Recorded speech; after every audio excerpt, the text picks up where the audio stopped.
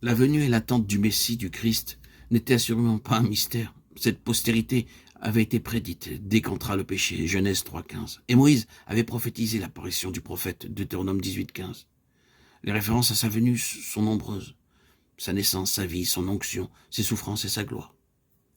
Puis, il n'y avait aucun secret quant au salut prêché aux non-juifs, aux gentils.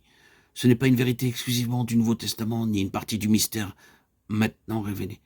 La même remarque est vraie quant au royaume de Dieu.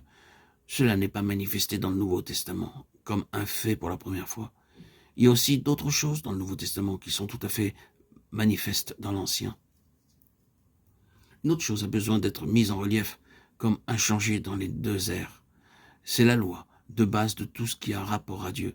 Une certaine confusion a pénétré les pensées de beaucoup de croyants en relation avec le changement et le passage de la loi à la grâce. Quand tout a été correctement dit quant au fait que nous ne sommes plus sous la loi, mais présentement sous la grâce, l'idée que le principe fondamental a changé avec les dispensations s'est glissée dans les pensées.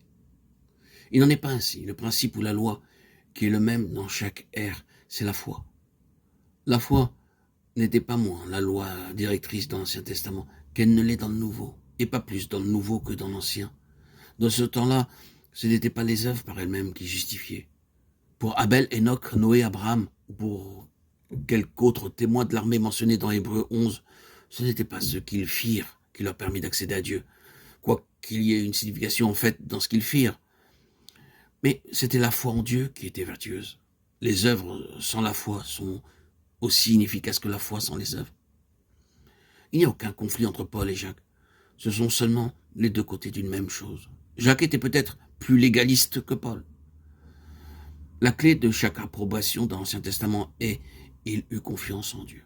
C'est tellement évident que Dieu a placé cette loi au-dessous de toute chose et derrière toute chose. De très grands changements existent entre les deux dispensations, c'est vrai. Dans l'ancienne dispensation, Dieu bénissait de manière temporelle et matérielle. Obéis à Dieu, sois fidèle au commandement de Dieu, et la bénédiction sera sur ta corbeille et ta huche, ta famille et ton champ. La prospérité sera sur tes entreprises et ton succès sera facilité. Mais au-dessous de tout cela se trouvait la loi de la foi. Cela ne change pas avec les temps et les économies. Ce n'est pas un nouveau principe qui a été montré à Paul. Ceci n'a rien à faire avec, en particulier, sa révélation. Le secret se tient au-delà de cette loi, bien que sa doctrine de la justification fût de l'aveu général révolutionnaire et bouleversante. Il ne fit vraiment foi que dans l'œuvre accomplie de Jésus-Christ.